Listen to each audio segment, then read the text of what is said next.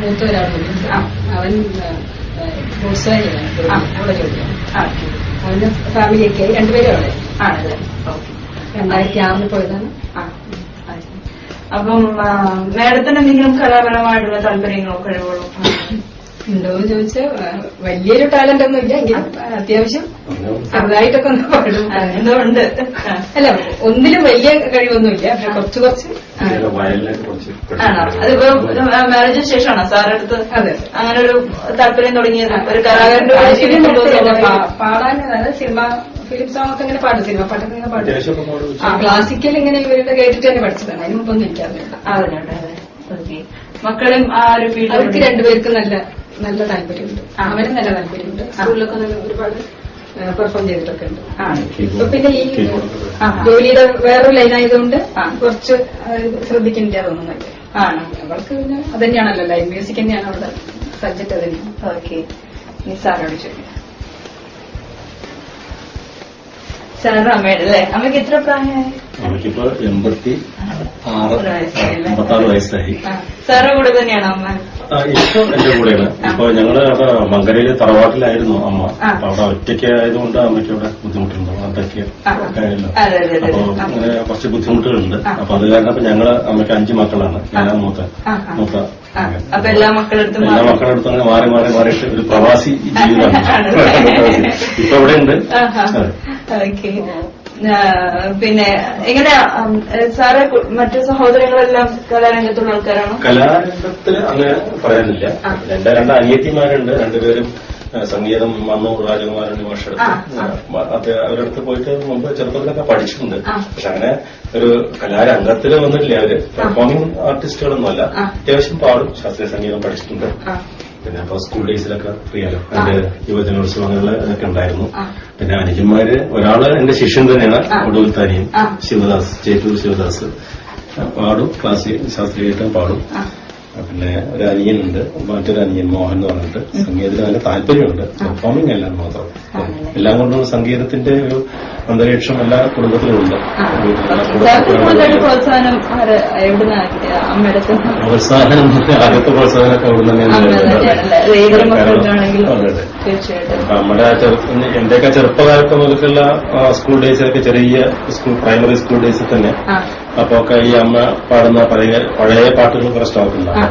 പണ്ടത്തെ ഗ്രാമഫോൺ റെക്കോർഡ്സിലുള്ള പാട്ടുകൾ, അതായത് MS സുബ്ബലക്ഷ്മി, പിന്നെ PK പട്ടാമ്മാള്, അങ്ങനെയുള്ള പഴയ സിംഗേഴ്സിന്റെ പാട്ടുകൾ. പിന്നെ കുറെ ഹിന്ദി സോങ്സ്, പണ്ടത്തെ ഈ സുരയ്യ, മറ്റേ ഗീത, അവരൊക്കെ ഉണ്ടല്ലോ, ലതാ മങ്കേഷ്കറുടെയൊക്കെ മുമ്പ് ഉള്ള പാട്ടുകാര്, പങ്കജ് മലിക്ക്, അങ്ങനെയുള്ള കുറെ പാട്ടുകൾ. പിന്നെ തിരുവാതിര പാട്ടുകൾ, അങ്ങനെ കുറെ സ്റ്റോക്ക് ഉണ്ട് കയ്യില്. അപ്പൊ അതൊക്കെ ഈ ഒരു താരാട്ട് പാട്ട് പോലെ നമ്മളെ സ്വാധീനിച്ചിട്ടുണ്ട്. പിന്നെ സപ്തസ്വരങ്ങളുടെയൊക്കെ ആദ്യത്തെ ഒരു ചെറിയൊരു എന്താ പറയാ, അതിനെക്കുറിച്ച് ചെറിയൊരു സൂചന അമ്മയുടെ പാട്ടുകളിൽ നിന്ന് കിട്ടിയിട്ടില്ല. അങ്ങനെയാണ് നമുക്കൊരു താല്പര്യം ഉണ്ടാവുന്നതും ആ ഒരു വഴിയിലേക്ക് നമ്മൾക്ക് തിരിച്ചുവിടാനുള്ള ഒരു തീർച്ചയായിട്ടും അമ്മയുടെ ഭാഗത്തു നിന്നാണ്. പിന്നെ ഇപ്പൊ സാർ അതുപോലെ സാർ വർക്ക് ചെയ്തിരുന്നു അല്ലേ? ഞാന് ഉപജീവനത്തിന് വേണ്ടി റെയിൽവേ ജോലിക്ക് പോയി.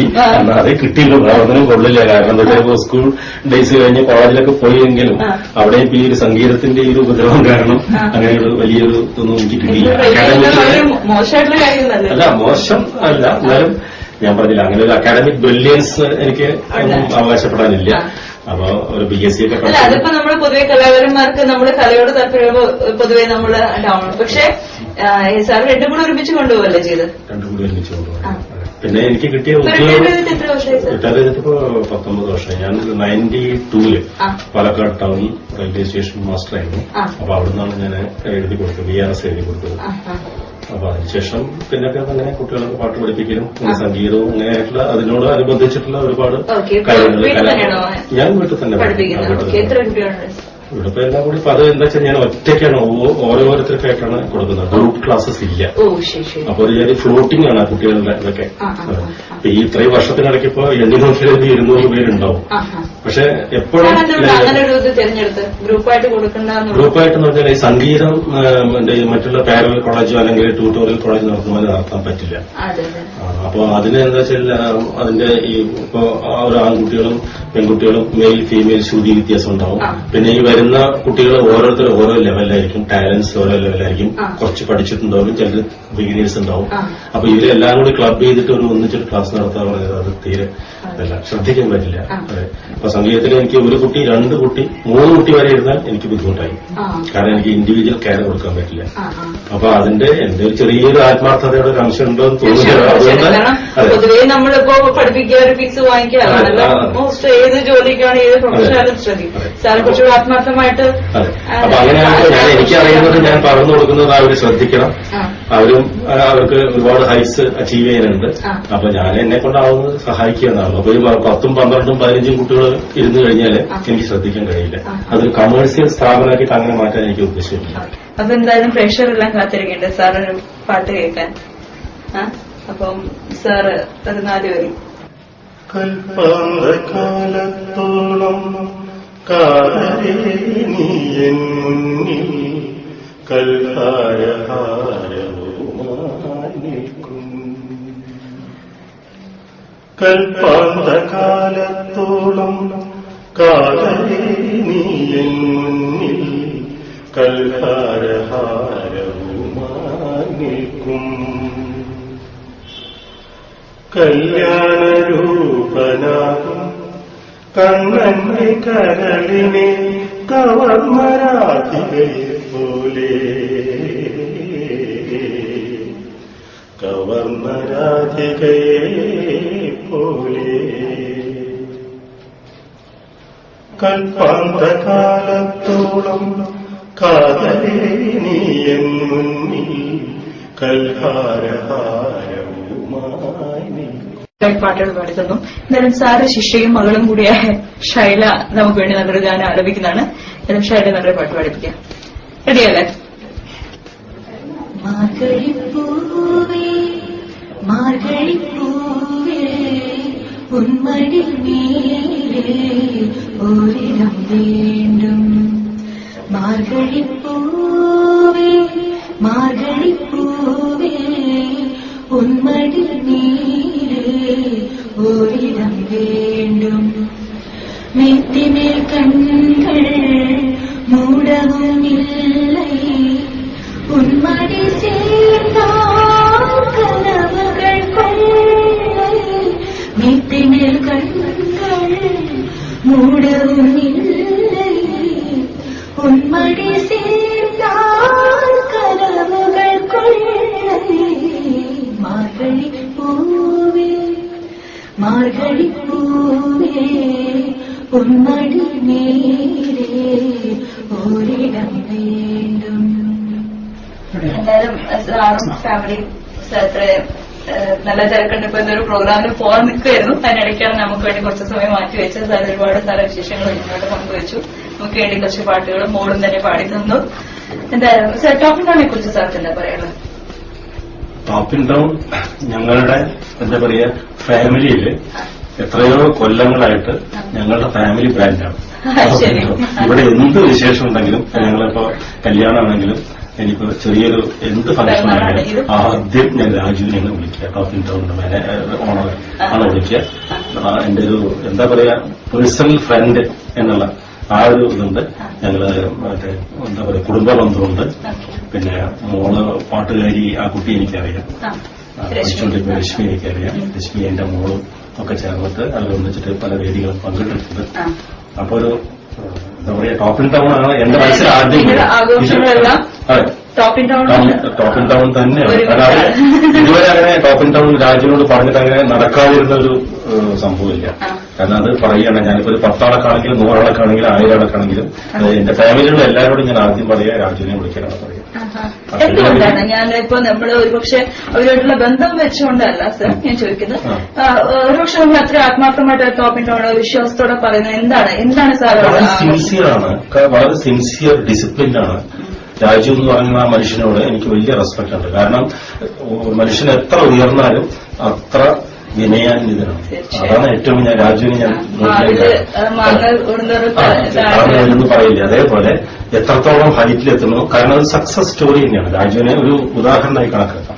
രാജുവിനെ പിന്നെ ഞങ്ങള് ടോപ്പ് ഇൻ ടൗൺ എന്ന് വെച്ചാൽ നല്ല സ്വാതന്ത്ര്യം കാര്യം ഇപ്പൊ നമ്മൾ പലപ്പോഴും അല്ല രാജുവേട്ടൻ എന്ന് പറയുമ്പോൾ നമ്മൾ അതുകൊണ്ട് നമുക്ക് രാജുവേട്ടന് കാര്യ ഫംഗ്ഷൻ നമുക്ക് രാജുവേട്ടന് കൊടുക്കാം ആ ഒരു ഇതല്ലല്ലോ. എന്താണ് നമുക്ക് ടോപ്പ് ഇൻ ടൗണിനോടുള്ള ഒരു ആകർഷണം എന്നാണ് ഞാൻ സാറോട് ചോദിച്ചത്. അപ്പൊ സാർ പറഞ്ഞ തന്നെയാണ് കറക്റ്റ് ആൻസർ. അവരോട് ആ ഒരു ഡെഡിക്കേഷൻ ഇപ്പൊ ഞാൻ പറഞ്ഞില്ല, ഇതൊന്ന് ടോപ്പ് ഇൻ ടൗൺ പരിചയപ്പെടുന്നതിന് മുമ്പ് ഞാനിങ്ങനെ ഇതേപോലുള്ള പല സംഘടനകളുണ്ടല്ലോ, പാലക്കാട് കാറ്ററിംഗ്കാര്, അവരെയൊക്കെ ഞാൻ നോക്കിയിട്ടുണ്ട് പല ഘട്ടത്തിലായിട്ട്. അതെനിക്ക് തൃപ്തിയായി, വളരെ നന്നായി ആ പ്രയോഗിച്ച് വളരെ ഇഷ്ടമായി. ഞങ്ങളെ സംബന്ധിച്ചിടത്തോളം ഇവിടെ ഞങ്ങൾക്ക് ഇതുവരെ രാജു ഇവിടെ തന്നിട്ടുള്ള ഒരു കാര്യത്തിലും എന്തെങ്കിലും ഒരു കംപ്ലൈന്റ് ഇനി നമ്മുടെ ഫാമിലിയിൽ മാത്രമല്ല, നമ്മളെ വിരുന്നുകാരാണെങ്കിൽ ശരി, കൂടെ വന്നവരും ഫ്രണ്ട്സും ആരാണെങ്കിൽ ശരി, ഇതുവരെ ഞാൻ പറഞ്ഞു കേട്ടിട്ടില്ല. ഞാൻ അത്രത്തോളം 100 മാർക്ക് സ്കോർ ചെയ്തുകൊണ്ട് മുന്നിൽ പോകുന്ന, മാത്രമല്ല ഒരു ആസ്വാദകൻ എന്ന നിലയ്ക്ക്, ഒരു സഹൃദയൻ എന്ന നിലയ്ക്ക്, ഒരു കലാകാരൻ എന്ന നിലയ്ക്ക്, ഒരു സാധാരണ ഒരു കാറ്ററിംഗ് ഓണർ മാത്രമല്ല രാജു, പലതിലും ഒരു നല്ലൊരു മനസ്സിന്റെ ഉടമസ്ഥനാണെന്ന് പല സന്ദർഭങ്ങളും ഞാൻ നോക്കിയിട്ടുണ്ട്. ചെമ്മയുടെ ആ വീട് വീഴുന്നു എന്ന് ഞാൻ പറഞ്ഞ് ഉമ്മൻചാണ്ടിയോട് പറയുന്നത് കേട്ടിട്ട് രാജു അത് ഓവർഹെയർ ചെയ്തിട്ട് എന്നെ വിളിച്ചിട്ട് ഇപ്പുറത്ത് ഞാൻ 10,000 രൂപ സംഭാവന തരാമെന്ന് പറഞ്ഞ ആളാണ്. കാരണം ഒരു കാറ്ററിംഗ് എന്റെ ഉടമസ്ഥൻ എന്താ പറയേണ്ട കാര്യം അല്ലേ? പക്ഷെ ആ രാജുവിന്റെ മനസ്സ്, ആ ചെമ്പയെ പറ്റി പറഞ്ഞപ്പോൾ അദ്ദേഹത്തിന്റെ മനസ്സ് നമ്മൾ കണ്ടറിഞ്ഞതാണ്. അപ്പൊ ഞാൻ കാണുന്ന രാജു ഒരു സഹൃദയനായിട്ടാണ് കാണുന്നത്. തീർച്ചയായിട്ടും. കാരണം നല്ലൊരു മനസ്സിന്റെ ഉടമയാണ് നേരത്തെ പറഞ്ഞ പോലെ. തീർച്ചയായിട്ടും എന്നും രാജുവേട്ടന് അങ്ങനെ ഒരു മനസ്സുണ്ടാവട്ടെ അല്ലെ? അതുപോലെ ഒരുപാട് രാജുവേട്ടൻ ഉണ്ടാവട്ടെ അല്ലെ? ചോദിക്കാനാണ് ക്യാരക്ടർ വൈസാണ് ഞാൻ പറഞ്ഞത്. ഇന്നത്തെ തലമുറയൊക്കെ തീർച്ചയായിട്ടും പറയുകയാണെങ്കിൽ നമ്മളെല്ലാം മറന്നു പോകുന്നൊരു കാര്യമാണ്. ഉയർച്ചയിൽ എത്തുമ്പോൾ തീർച്ചയായിട്ടും നമ്മൾ വന്ന പടികൾ എല്ലാം മറക്കും. അദ്ദേഹം എന്ന് പറയുമ്പോൾ എത്ര ഉയർച്ചയിലെത്തിയാലും എല്ലാവരോടും ഒരേപോലെ പെരുമാറുന്ന ഒരു മനുഷ്യനാണ്. തീർച്ചയായിട്ടും രാജുവേട്ടന് ഒരുപാട് ഉന്നതങ്ങളിൽ എത്താൻ പറ്റട്ടെ എന്ന് നമുക്ക് ആശംസിക്കാം. ഞാനും അത് നോക്കിക്കൊണ്ടിരിക്കുന്ന ഒരു അഭ്യുദയകാംക്ഷയാണ്. രാജുവിന്റെ വളർച്ചയിൽ സന്തോഷിക്കുന്നവരാണ്, സന്തോഷിക്കുന്നതാണ്. ആ വിഭവങ്ങൾ തന്നിട്ടുള്ള വിഭവങ്ങളുടെ സ്വാദ് മുഴുവൻ മനസ്സിൽ വെച്ചുകൊണ്ട് നടക്കുന്ന, ആലോചിച്ചു നടക്കുന്ന ഒരാള്. ആയിരങ്ങളിൽ ഒരാളായിരിക്കും, ഒരു ആരാധനം കൂടിയാണ്. Thank you sir. എന്തായാലും ടോപ്പ് ഇൻ ടൗൺ ഫാമിലി ചോയ്സിലൂടെ ഞങ്ങൾക്ക് വേണ്ടി ഇത്രയും സമയം മാറ്റിവെച്ച് വളരെയധികം സന്തോഷമുണ്ട്. ടോപ്പ് ഇൻ ടൗൺ എന്നും ചെറിയൊരു ഉപഹാരം. അപ്പൊ ഇന്നത്തെ എപ്പിസോഡ് ഇവിടെ വൈൻഡപ്പ് ചെയ്യാനുള്ള സമയമായിരിക്കാണ്. നിങ്ങൾക്കാർക്കും എന്താ പറയാ വൈൻഡപ്പ് ചെയ്യണമെന്ന് പറയുമ്പോൾ വിഷമം ഉണ്ടാവും. കാരണം നല്ല പാട്ടുകൾ, നല്ല രസകരമായിട്ടുള്ള ഒരു എപ്പിസോഡായിരുന്നു എനിക്ക് നന്നായിട്ട് അറിയാം. എന്തായാലും കുഴപ്പമില്ല. നമുക്ക് അടുത്ത ആഴ്ച നല്ലൊരു വ്യക്തിയുമായിട്ട്, നല്ലൊരു അതിഥിയുമായിട്ട് നമുക്ക് വീണ്ടും കണ്ടുമുട്ടാം. അതുവരേക്കും നന്ദി.